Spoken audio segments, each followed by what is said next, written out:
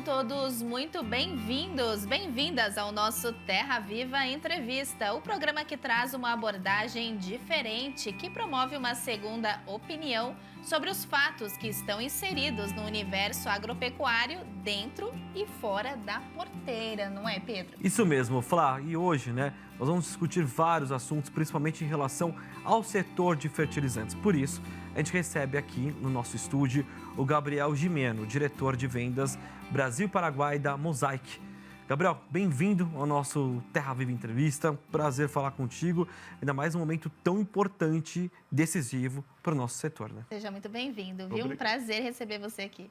Obrigado Flávio, obrigado Pedro, obrigado telespectador. Prazer é nosso estar presente aqui e conversar um pouco com vocês. A gente que agradece muito a participação de vocês aqui da Mosaic e a gente começa falando, claro, né, sobre o Plano Safra, como que o mercado recebeu todos esses números, né, quando a gente olha para a comercialização de insumos. Qual que é o panorama que você pode trazer para a gente?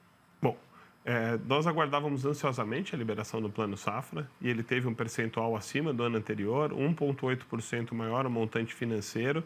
Porém, acho que o setor como um todo aguardava um montante maior do que esse que foi de fato liberado.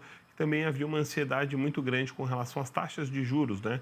Havia sim essa expectativa que as taxas teriam um incremento e também quais são os critérios de elegibilidade, e assim se confirmaram, né? A gente está vendo uma taxa superior ao ano passado e mesmo com alguns critérios de maior flexibilidade para aquisição de máquinas ou insumos, o todo do plano, na nossa visão aqui, poderia ser um pouco maior, é o que o agro precisava. Até porque precisa, né, desse insumo fundamental para seguir produzindo, né? Porque o crédito, nesse momento, ele é um fator importantíssimo tanto para a agricultura familiar quanto para a empresarial, né? Perfeito. Eu acho que o setor hoje, no quesito crédito, vem sendo o principal desafio para o crescimento do agronegócio, né? De anos para trás, para cá, a gente vem passando por uma série de instabilidades jurídicas. Essas instabilidades jurídicas, elas têm limitado bastante o setor de crédito, sejam ele bancos, cooperativas ou até mesmo os fornecedores diretos. E isso dificulta, no final do dia, a aquisição por parte do agricultor desses insumos, por exemplo, e também na captação de crédito a um custo mais acessível. Então, no todo, além de um pouco mais restrito e caro, ele tem ficado de mais difícil acesso para o agricultor de maneira geral. Com certeza, né? E esse é um momento, né, do produtor adquirir esses insumos. Como que o mercado avalia o atual ritmo da retomada das compras de fertilizantes no Brasil? Esse movimento é consistente ou ainda reflete uma demanda reprimida, né, desses últimos ciclos? A expectativa, dividindo a resposta em duas metades, né? Acho que a primeira é soja e depois a gente pode aprofundar um pouco mais e falar sobre safrinha. O Plano Safra é justamente essencial para que esse agricultor que aguardava o recurso do custeio para fazer a aquisição do seu insumo pudesse vir aqui fazer essas compras. Então, a gente enxerga que deve haver uma intensificação no volume de compras nas próximas semanas, até porque a safra está chegando, né? Então, olhando a soja, 25% de saldo ainda a ser comprado de fertilizantes. Esse montante ele é cerca de 20 pontos percentuais abaixo da média dos últimos 3 anos.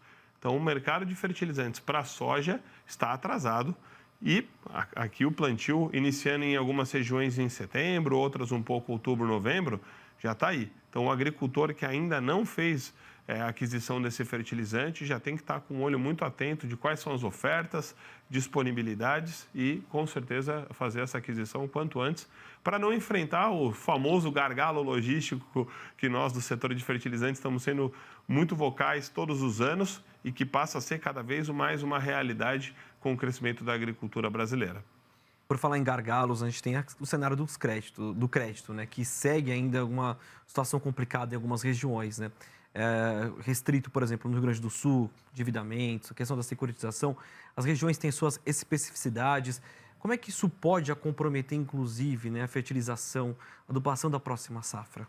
Certamente isso pode trazer algum tipo de impacto. Eu acho que o primeiro, ele é refletido já no andamento de aquisição dos insumos. Então, quando a gente fala que o fertilizante está cerca de 20 pontos percentuais atrasado em relação ao ano anterior, uma dessas consequências certamente é oriunda da limitação de crédito.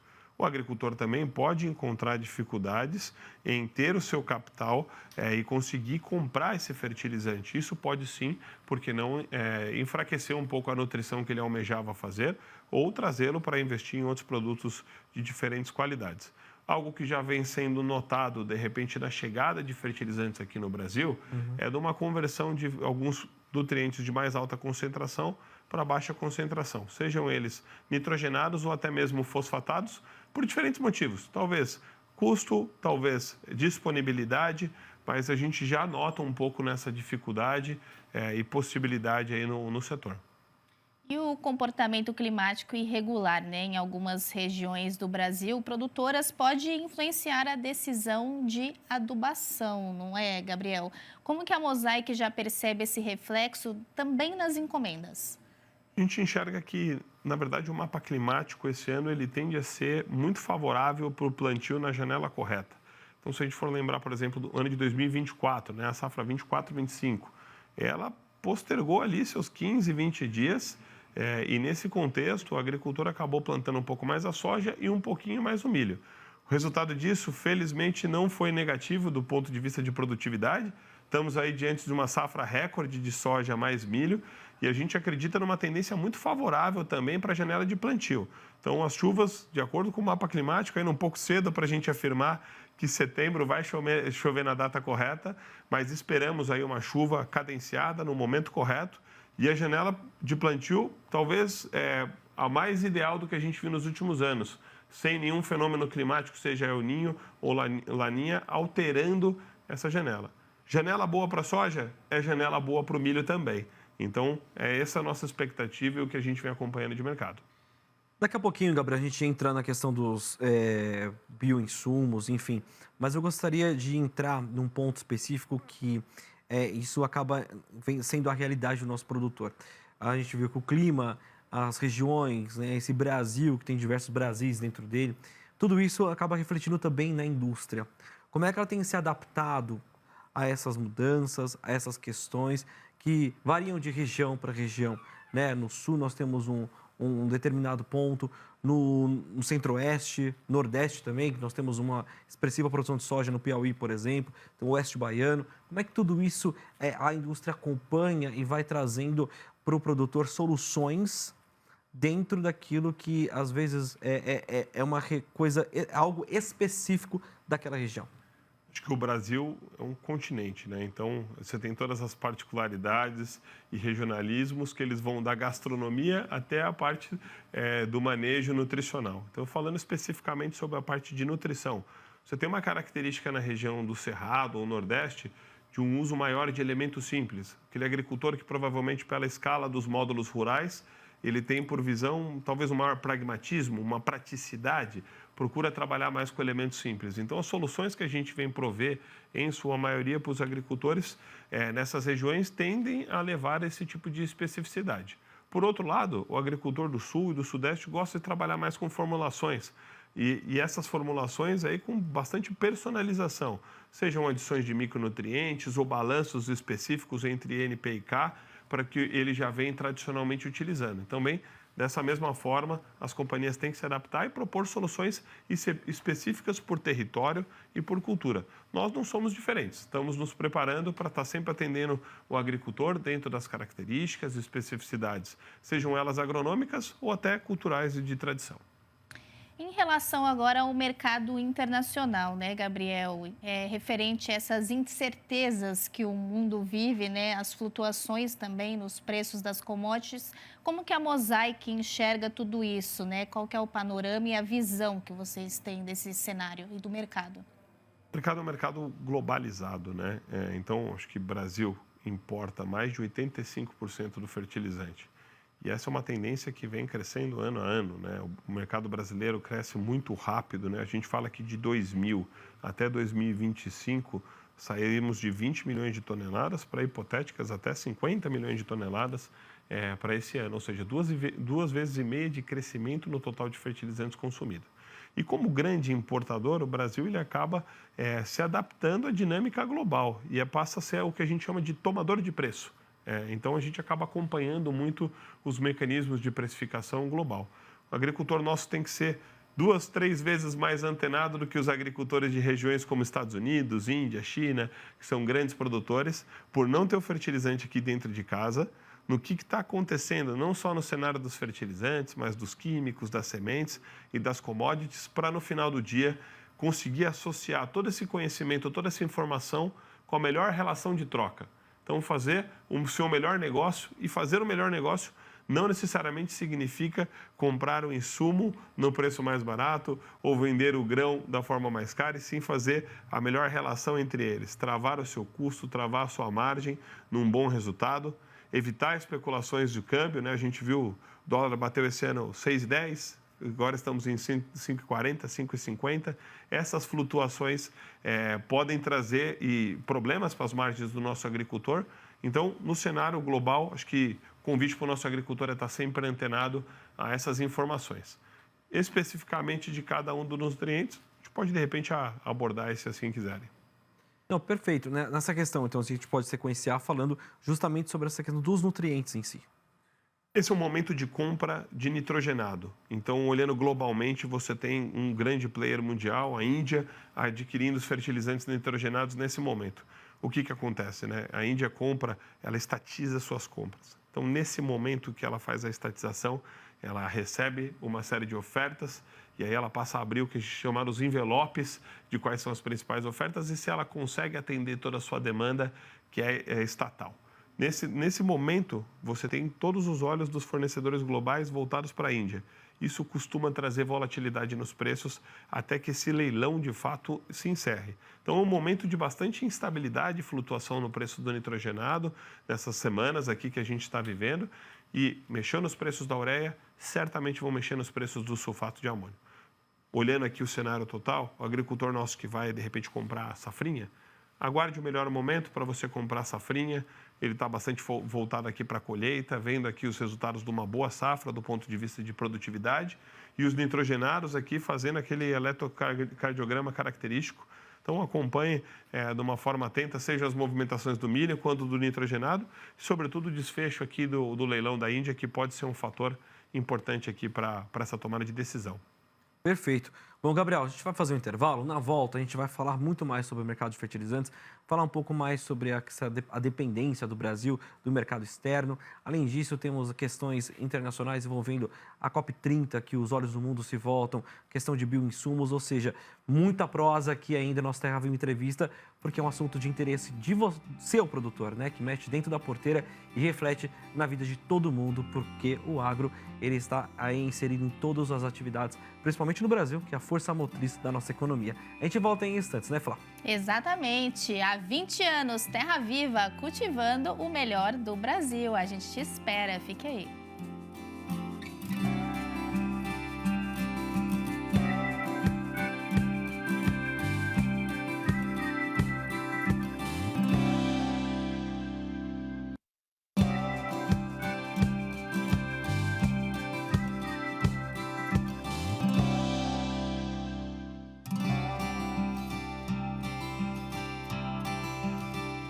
Estamos de volta com o nosso Terra Viva Entrevista e hoje a gente tem o grande prazer de receber aqui no nosso estúdio o Gabriel Gimeno, que é diretor de vendas Brasil e Paraguai da Mosaic. Exatamente, Flávio. E olha, no último bloco a gente falou sobre diversos assuntos, muito daquilo que está no olho do produtor, né? A questão da safra, da segunda safra, mas a gente falamos de alguns elementos que são importantes, mas esquecemos de pontuar alguns que ainda são importantes, né? Por exemplo, o potássio, né? Nesse sentido. Quais outros elementos ainda estão inseridos nesse sentido que vão fazer a diferença nessa questão, se a gente olhar nesse cenário internacional que reflete na gente que nós somos, né, dependentes desses produtos? Exatamente, exatamente. E ainda mais dependentes no fósforo e no potássio são os fertilizantes que vão ser principalmente consumidos para a próxima safra de soja agora. Então, acho que vamos começar pelo fósforo, né? Esse eu acho que é um ponto importante de ressaltar. Esse é o primeiro fertilizante que o agricultor quer receber na sua propriedade. E do saldo de mercado, esse é o que ainda mais falta ser adquirido. Então, daqueles 25% que a gente conversou no primeiro bloco, de saldo de mercado ainda ser adquirido de soja, a maior parte disso ainda são fosfatados, que é o que ele quer receber primeiro. E muito do porquê que ele ainda não comprou esse fertilizante, né? Esperava-se uma possível redução nos preços, mas o fertilizante passou a ter uma competição global por outras matérias-primas aqui, quando de repente comparado com as baterias dos carros elétricos. Então, o ácido fosfórico ele é uma matéria-prima para a produção de fosfatados de forma geral, mas também para a bateria de carro elétrico. A partir do momento que você passa a ter uma competição com outros setores, não só a rentabilidade do agronegócio, que passa a ser um ponto-chave para essa relação de oferta e demanda. Isso fizeram com que os preços do MAP atingissem preços altíssimos aí, comparado com os últimos anos, quase que recordes fora o período da guerra, no início da guerra entre Rússia e Ucrânia, e esses preços se permaneceram estáveis aí por mais de 12 meses. Então, esse é o cenário que a gente está olhando. E olhando agora para a safra de soja, que aqui está para chegar, o cenário está dado, Pedro e Flávia, agricultor. Então, o agricultor que ainda não adquiriu, procure o seu melhor parceiro para fazer essa aquisição. Não vejo no curto, médio prazo alguma movimentação nos preços de fosfatado. E olha num cenário total que ainda você pode até ter um efeito oferta e demanda. Se muita gente vier a comprar o fertilizante ao mesmo tempo, eventualmente você pode ter algumas restrições ou até aumentos localmente falando. E acho que o potássio, se a gente tiver um minutinho para encaixar, acho que o potássio ele tem uma característica talvez mais estável, né? Nos últimos meses a gente vê pequenas variações, 5, 10 dólares. Esse também parece ser um cenário estável de curto, médio prazo, olhando a próxima safra de soja. Uma demanda bastante inelástica, uma produção também muito próxima do que estava sendo esperado. Então, o mercado me parece bem acomodado aqui do ponto de vista de oferta e demanda, talvez sem grandes variações aí no curto e médio prazo. Sem dúvidas, né? E o Brasil também é altamente dependente na questão do nitrato de amônio, né, para culturas como cana-de-açúcar, citros. Isso combinado com a situação do Irã e Israel, né? Como que a Mosaic viu esse cenário também, que isso causou mais reação também no mercado, né, na questão do nitrogênio.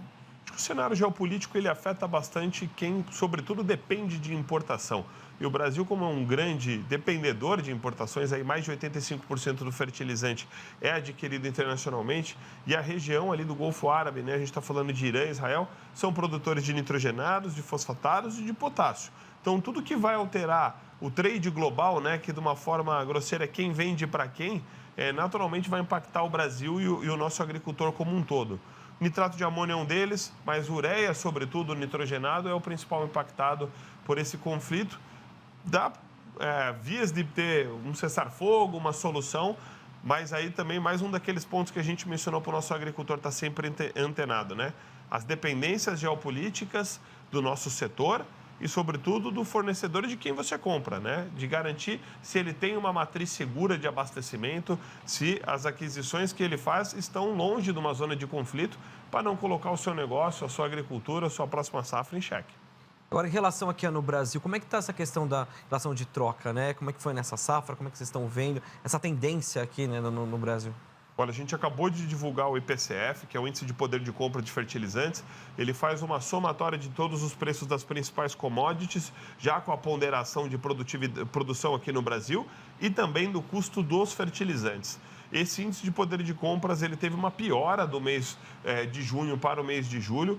Anteriormente, o índice estava em 1,20 e agora está em 1,26, muito em virtude da queda no preço das commodities e no aumento do preço dos fertilizantes.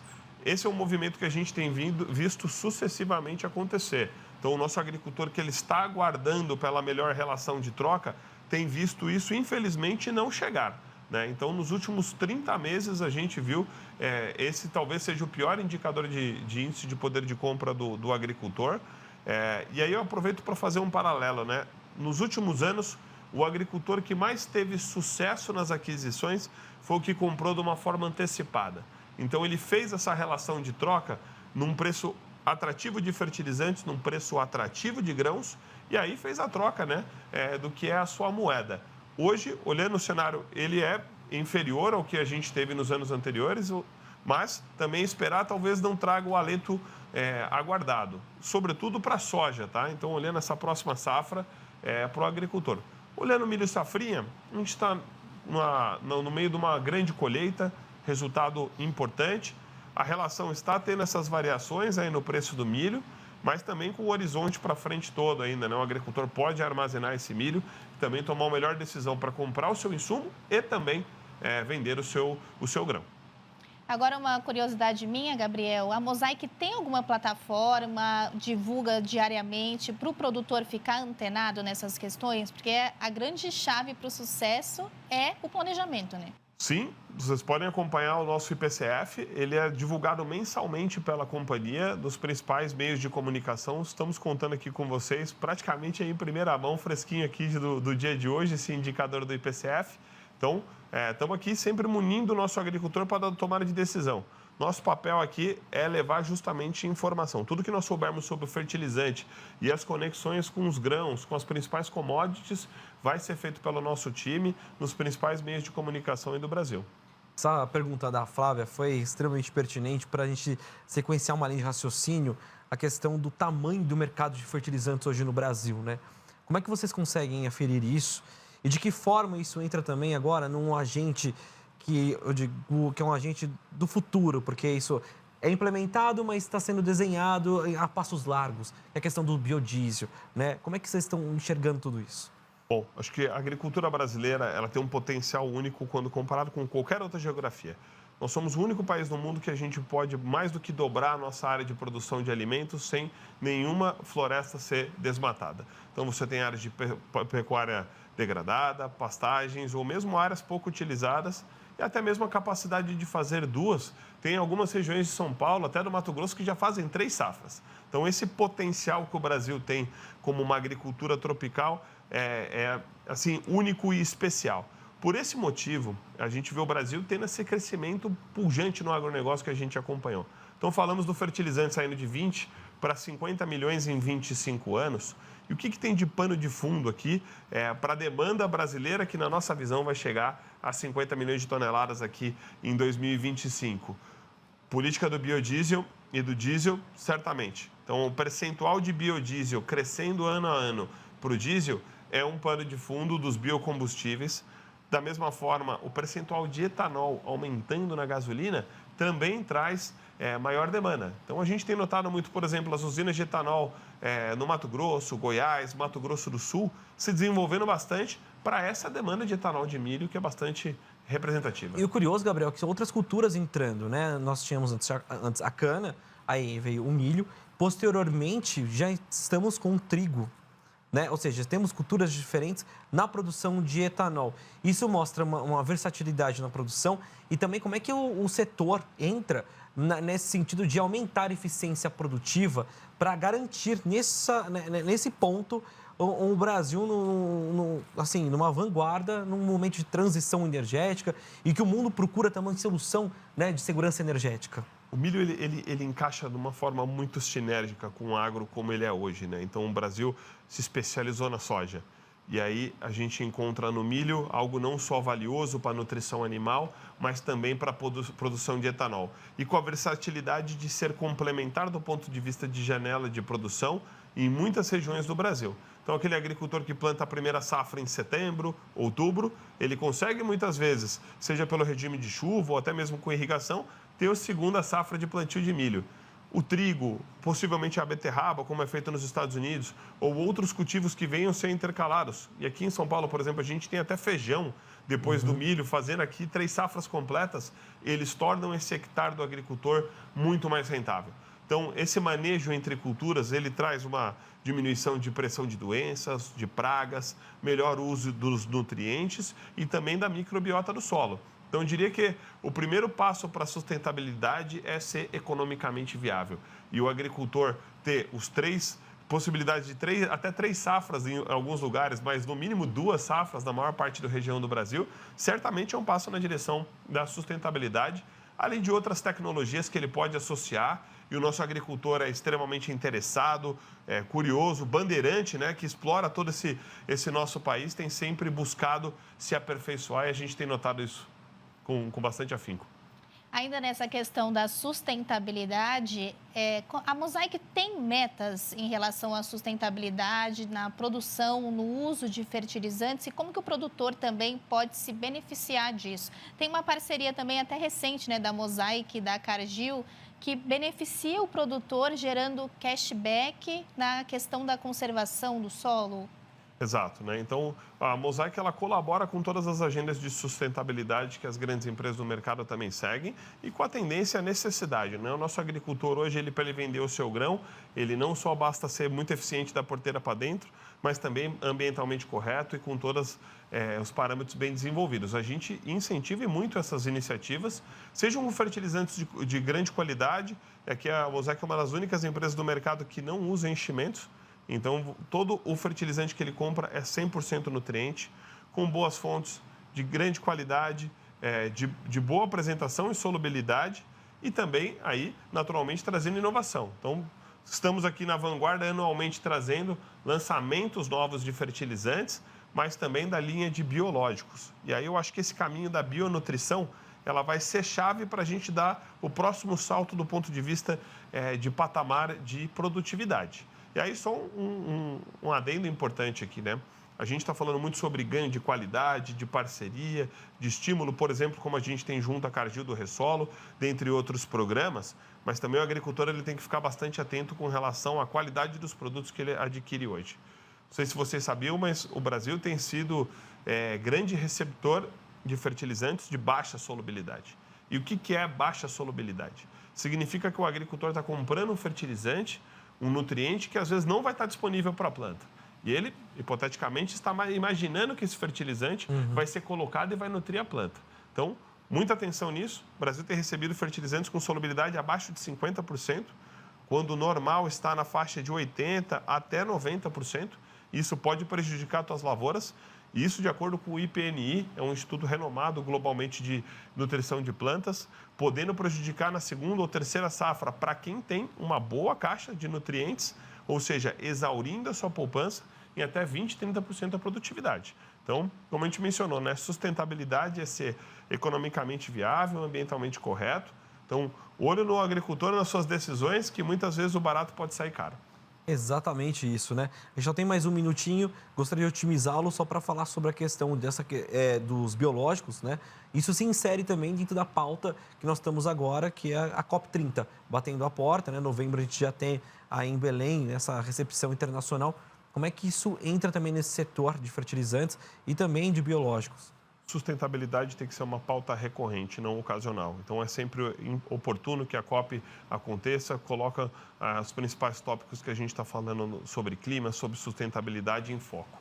A parte de bionutrição para nós é essencial. A gente está trabalhando com nutrientes, fertilizantes, minérios, que em sua maioria você tem e depende de uma extração que pode ser finita. Quanto mais conseguirmos prolongar o uso e melhor o uso desse fertilizante, certamente faremos. Toda a parte de pesquisa e desenvolvimento ela é voltada para essa parte de ganho de eficiência. E os bionutrientes, os micro-organismos, eles certamente vão ser benéficos para o aumento dessa produtividade e da produção do nosso agricultor, com um uso cada vez mais correto da fonte certa, da dose certa, no momento certo, no local correto. Sem dúvidas. Gabriel, infelizmente o nosso tempo acabou. Foi um prazer, uma grande alegria receber você aqui hoje, viu, no nosso Terra Viva Entrevista. E claro, a gente quer deixar o convite para você e a Mosaic também estar sempre aqui presente aí orientando todos os produtores do nosso Brasil. Muito obrigada, viu? Obrigado, Gabriel. Um abraço para você, para o pessoal aí da Mosaic, para o Eduardo, para todo mundo que sempre é muito bem-vindo aqui na nossa casa. Terra Viva há 20 anos e a Mosaic faz parte da nossa história também. Muito obrigado, viu? Muito obrigado a vocês pelo convite, sempre um prazer estar junto. Um abraço para o nosso agricultor, sucesso nas próximas safras. E o nosso Terra Viva Entrevista fica por aqui. Se você quiser rever esse e outros programas e ficar por dentro, claro, das notícias do agro, é só procurar o canal Terra Viva no YouTube e também seguir nas redes sociais. Instagram, Facebook, YouTube, tudo lá, né, Pedro? Exatamente, Flá. E olha, tem nosso streaming também, o Newcoplay. Você não baixou ainda? Vai lá na sua loja de aplicativos, baixe Newcoplay e você vai ter todas as informações, não só aqui do Terra Viva, mas de todo o nosso conglomerado. E, claro, o agronegócio na palma da sua mão e acompanhar Terra Viva Entrevista, entre outros programas aqui da casa. Muito obrigado pela sua audiência, pela sua companhia. Tenham todos um ótimo e produtivo dia e até o nosso próximo encontro. Até mais.